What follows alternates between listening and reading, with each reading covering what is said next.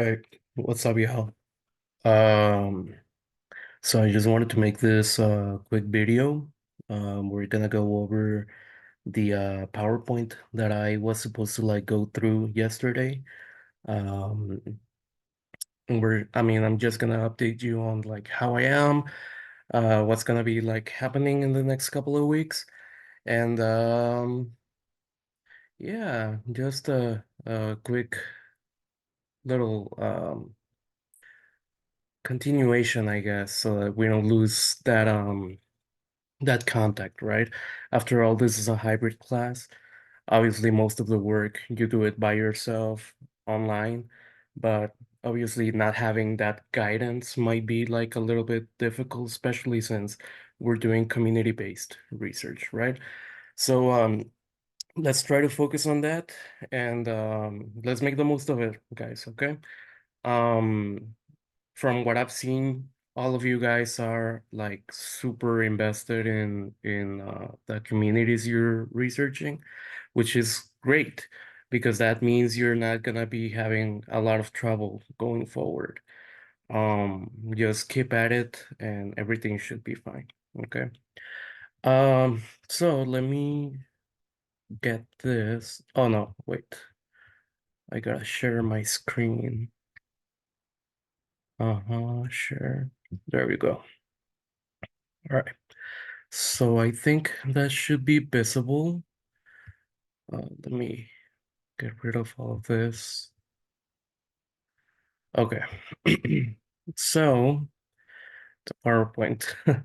I'm gonna have to reuse this meme for the next time I see you guys. It wasn't really in my plans to like cancel class. It was just like unexpected. Yesterday, well, first of all, I'm fine. I'm totally fine. Apparently, I have salmonella, um, which is like a bacteria in your stomach that makes you like vomit, have fever, have diarrhea, stuff like that. You get it from like eating contaminated food and consuming contaminated water. Um, it was probably because yesterday I ate some eggs. And they did taste a little bit funny now that I think about it. So maybe that was the thing that happened. But yeah, I woke up at like 3 a.m. Well, no, I was awake at 3 a.m. because I was like completing some homework and getting the materials for our class session ready. So by like 3 a.m., I was like starting feeling sick. I started going to the restroom. I began like throwing up like uncontrollably. Um, and I was like, I'll probably have to tough it out, go to class and just make it as if it didn't happen, right? But no, there was no way I could like have conducted class yesterday. It would have been very unfortunate to like throw up in the middle of class, very embarrassing. So yeah, I'm sorry about that. I'm fine. The doctor said just take the meds. She gave me a shit ton of meds, like 7 injections. I used to like be super afraid of needles, but I'm tattooed all over now, so I kind of lost that fear. But yeah, I should be good in about 5 days. But of course, the timing is extremely unfortunate. I mean, last week I had to also cancel class because of some issues here at my household, which have already been resolved. It wasn't that serious, honestly, but it really did take a toll on my emotional well-being. So I really needed that time. I've been writing a lot, like a lot. And that has been really productive. I've done like writing for myself, like in my own journal. I've completed some writings that I have. One of them is getting published. The other one has been rejected twice. But with this uh, set of changes that I made to it, I think now it's fine. I'll try sending it to some other journal to like get it published. But anyway, yeah, that's what I've been doing so far. Um, and I've been working on my project, my graduation project, which is really ironic because yesterday I had fever and the work that I'm analyzing is the title in English is Fever Dream. So, ooh, what's going on there, right? Um, but yeah, anyway, let's get back to this. I've been rambling a lot. So, welcome back. This is the module, and we're gonna be doing it pretty much all of it online, except for the week after spring break. That's gonna be like the final week for module 3. So I'll take the chance for that class to like answer a lot of questions. I will, of course, explain the guidelines for the assignment, like the major module assignment that you're gonna be doing. Um, but in the meantime, let's see what I had. Okay, we don't need this. Um, yeah, so I had been planning to like give you guys a some time to like discuss regarding you know, any sort of like debate or discussion that you've seen or engaged with online, you know, like comments on Twitter, Facebook, Instagram, all those nonsensical types of fights, right? To get you started thinking on like how to approach people with different perspectives on issues that you are passionate about, right? That maybe they have counter arguments, they don't agree with you, or sometimes that just people are being assholes and they just like leave hate comments on any video, any media that is put out there, right? Um, so so yeah, the point was the question that I wanted to pose, right? It was like, well, whenever people engage in that sort of like discussion or arguments, do you think people see each other as people, you know, or just as bots behind the screen, right? Um, so in order to like get a better hang of that, please watch this TED Talk by Dylan Maron. Um, it's a very productive TED Talk. Uh, so yeah, some of the things that he talks about is that empathy doesn't equal endorsement, right? He was pretty much saying that after he became like this public figure online, he started receiving hate comments, mainly because he's gay, right? People calling him a fag, people being homophobic, stuff like that. The usual stuff you find online with people who are homophobic. Um, but he started a podcast in which he invited different people who left hate comments on some of his videos to like talk stuff out, like, why did you write that? Why do you think that was like important for you to say and stuff like that, right? And a lot of people like obviously rejected the offer, but the ones that did want to go on the podcast gained a new understanding of who Dylan Murren is, what he stands for, and at the same time, Dylan Murren also understood where they were coming from, right? So the thing that happens is that they set some common ground, right? Like for instance, one of them called him just like he was a fag and that like being gay was a sin and stuff like that. So when Dylan actually talked to him, he found out that this guy was like 17 or 18-year old and he was in high school and he was bullied. Uh, and so like Dylan was like, hey, I was also bullied, right? So that was a common ground. And then that allowed them to like have a more productive discussion. Um, but anyway, he ends up with a very important and strong statement saying that empathy is not endorsement, meaning that even if you don't agree with someone, whether it's like their sexuality, their gender identity, their religion, their non-religious beliefs, just about anything. Um, you don't have to like agree with them, right? That's something that I have learned too, like being a teacher. Sometimes, you have students who have views that are different from you.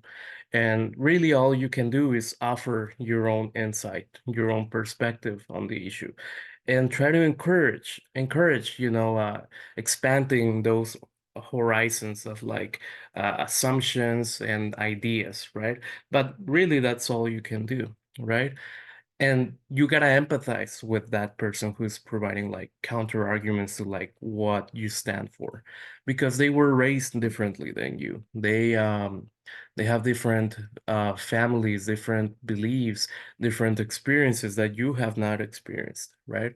So you have to like again set some common ground so like you can pro progressively, right? And hopefully pose some questions and some solutions to the issue that are fair for anyone, for everyone, I mean. Um, so yeah, it doesn't imply like letting go of what you stand for. It just means that you are more open to listening to other perspectives.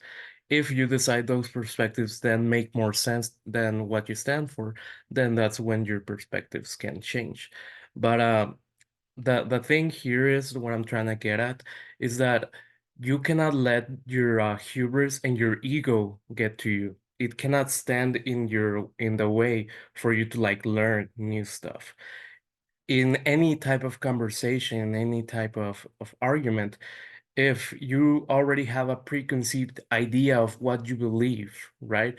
That already closes your mind because you're not gonna learn anything new, right? Um, so now relating this to the to module 3, right? You guys are gonna be doing what's known as local field work, right? Which means essentially that you're gonna be creating your own data, your own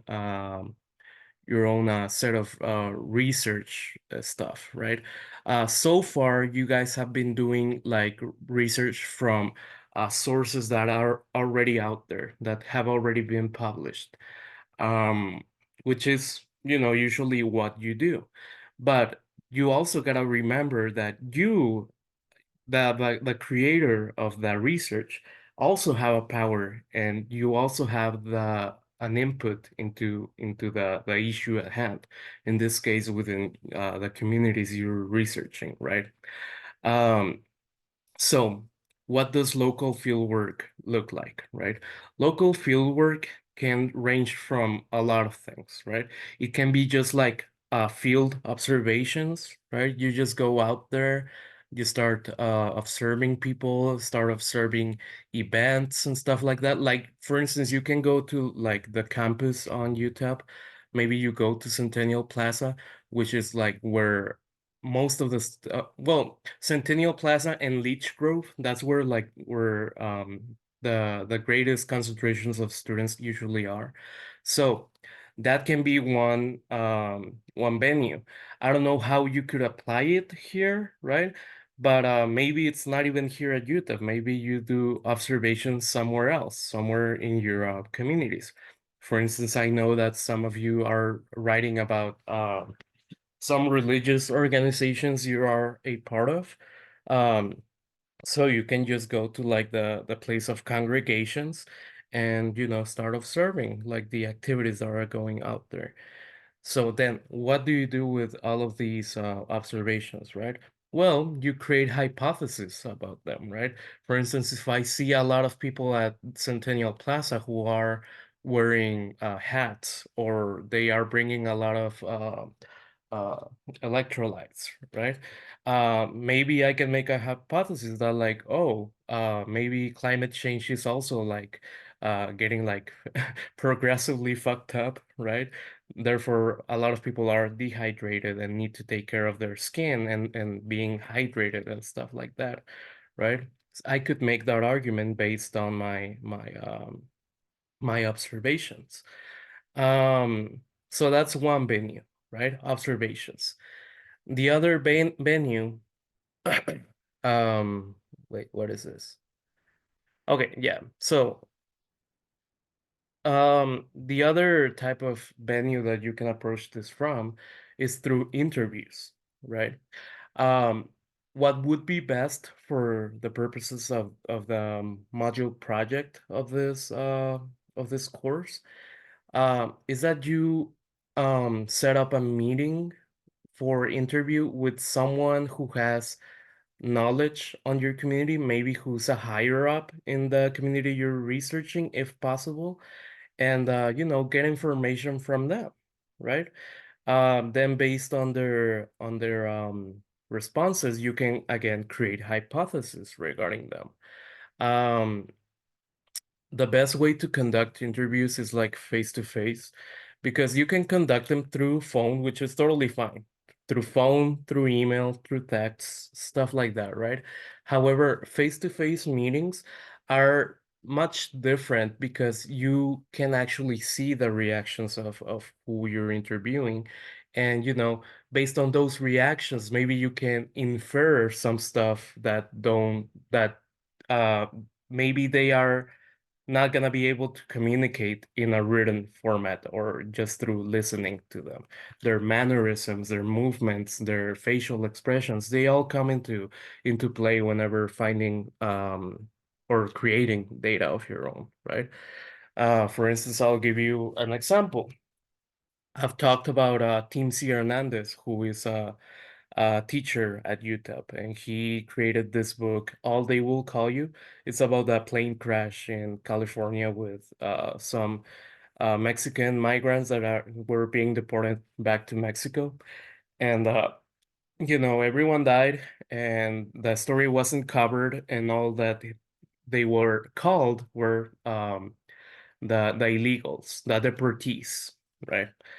Um, so last year, when I read that novel for a class with Dr. Rolliner, we went to a conference presentation by Tim C. Hernandez, and he did it in collaboration with someone higher up in the Border Patrol, thingy, the CVPs.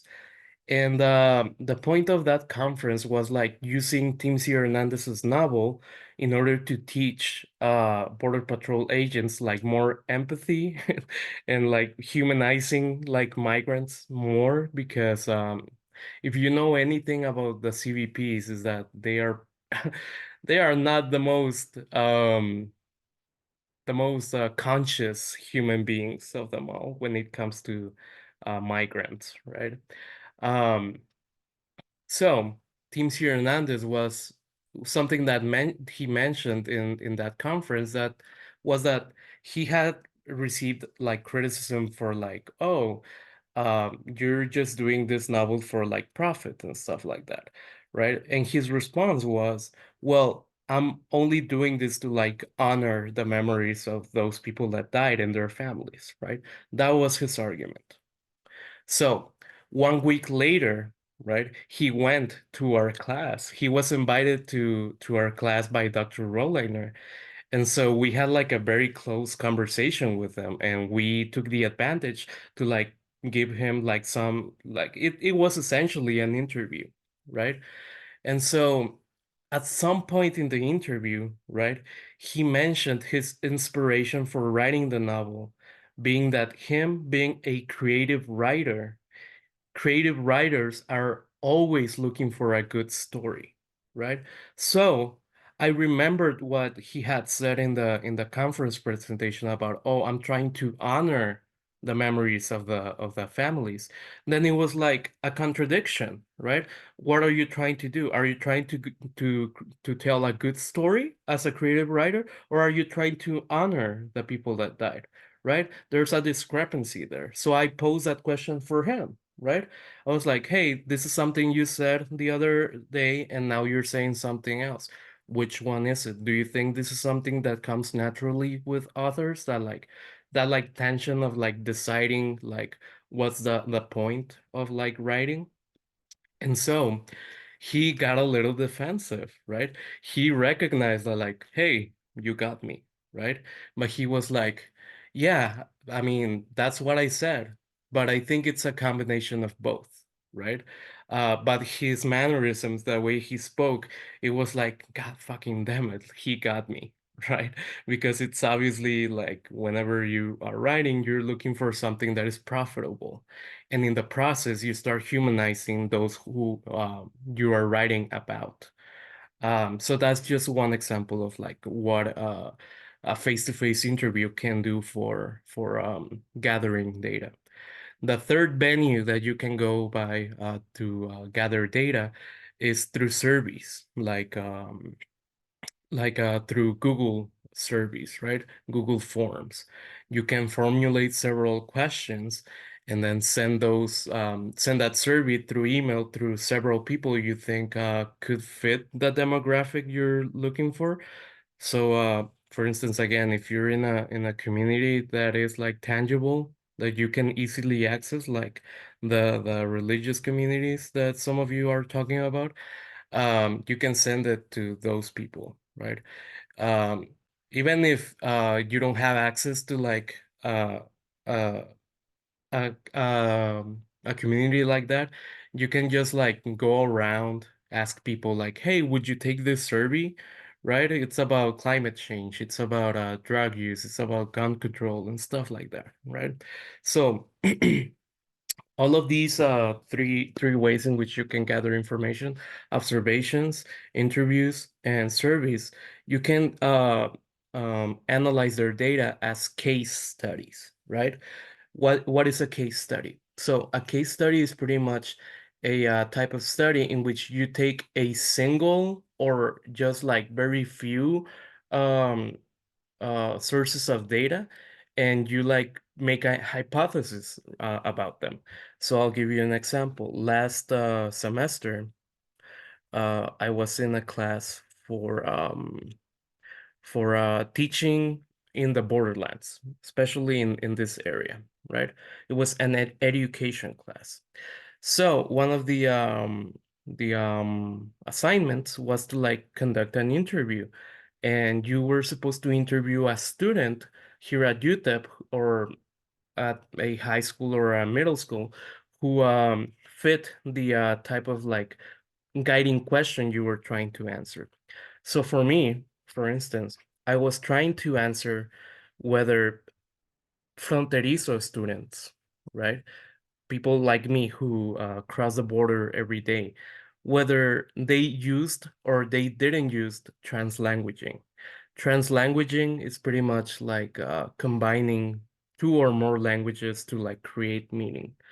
Suddenly you're talking like this, and then empiezas a hablar español, and then you go back and forth, que es diferente al code switching, because code switching is just like talking Spanish once and then completely switching it to like English, for instance. But translanguaging goes like a little bit a step like beyond that because it's like it takes language as like this whole amalgamation of things that is intangible. And so like there's no like sections to it, right? Anyway, I wanted to like answer that question. So I created these questions, these guiding questions that I was gonna ask my student in an interview. I recorded the interview, which I highly recommend you do. And then I put it in this program called the script and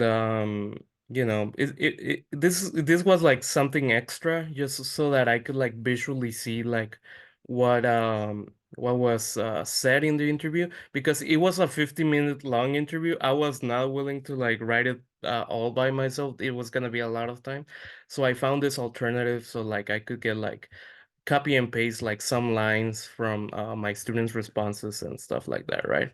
So based on the information I got from my student, I was tasked with creating a writing for it. So I think this is it. Yeah. So here I just explained what my interview focus was, um, what was the experience in education for my student, um, how he acquired his languages, being English and Spanish, and what I found, right? This is the important part. This is where I created my own information, my own data. Um, so based on that, I made the hypothesis that like um, some students, fronterizo students, are aware of translanguaging, but only use it in certain contexts. And that is mostly because sometimes translanguaging is valued in more places, in less places than usual. Like translanguaging is not encouraged in writing academically, in reading, in the presentations for class. And translanguaging is mostly reserved for like people who speak both languages, who have that ability to like transcend the language barrier.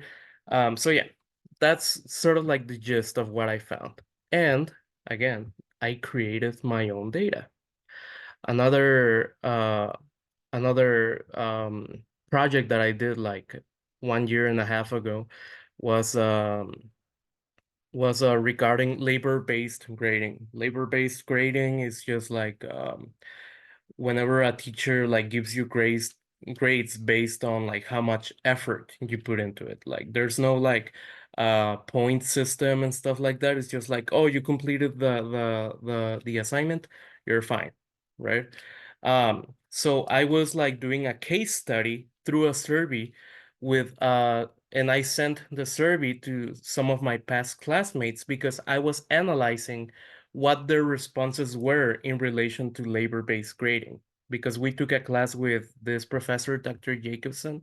He conducted labor-based grading. So I wanted to like know what their perspectives were on labor-based grading so that I could make a hypothesis that like, hey, if this worked out in this class, English 4355, uh, they responded that like most of them would have liked to like experience labor-based grading at an earlier stage, at an earlier class, maybe a a core curriculum class. So I was like, okay, maybe this gives us like an opportunity to like implement labor-based grading in some classes like RWS 1301 or 1302, right? And again, that's how I conducted my survey and I gathered my own data. So that's just like examples that I wanted to like show you. And I think I have my survey over somewhere over here. Yeah, here's the survey I conducted. I sent these questions through email. Then whatever responses I had, that's what I analyzed. Um, so yeah. Anyway, hopefully that makes it a little bit more clear. So yeah, to approach this, of course, approach it with empathy. Chances are you're gonna encounter people who don't have the same beliefs and thoughts that you have. But that is the point of conducting this type of data gathering, right? You have to set aside what your bias is so that you can like more properly and more objectively judge, well, not judge, but like just be able to like gather that information. That also allows you to like get into like to like understanding where these people are coming from, what their inspirations were, and if their experiences have anything to do with the way in which they think, right? So approach it with empathy. Um, so stay engaged, listen and understand rather than think of what you'll say next. Just listen. Just listen. Allow the time between you speaking and the other person speaking if you conduct interviews. Um, oh wait, what happened? Um, you can disagree with some people's ideas, but don't disregard them, right? Just don't be demeaning about it. Let others speak, be willing to do things differently, and be open to discomfort. That's something that you also have to train yourself whenever you have an argument or have a conversation with someone. There's gonna be discomfort. That's just inevitable because biases are different and they're gonna come out naturally. Uh, and more importantly, don't expect to like resolve anything at all, right? That's the point of data gathering. It's just like getting data, but you know, that's all you can do. You're not gonna change other people's minds. You're not gonna change your own mind if you don't want. Um, you're just making the most out of the experience and using that data to like then propose your own hypothesis, to propose your own insight, and possibly propose some fixes to, in this case, the issues you have identified in the communities you guys are part of, right? So I hope that is a little bit more clear. So the suggested timeline, right? Um, as I said, the timing here has been like completely off because the canceling of these couple of classes, and then we have spring break, and then we're only gonna have like a week for module 3, right? Which we're gonna use for like explaining what the assignment is and answering some questions, right? So starting today, I want you to like think about like, okay, who can I interview? Who can I send surveys to? How or why do I want to do this, right? Um, in order so that you have an idea through the spring break of like, okay, um, this is like a potential person I could conduct an interview with, because they are knowledgeable on the subject.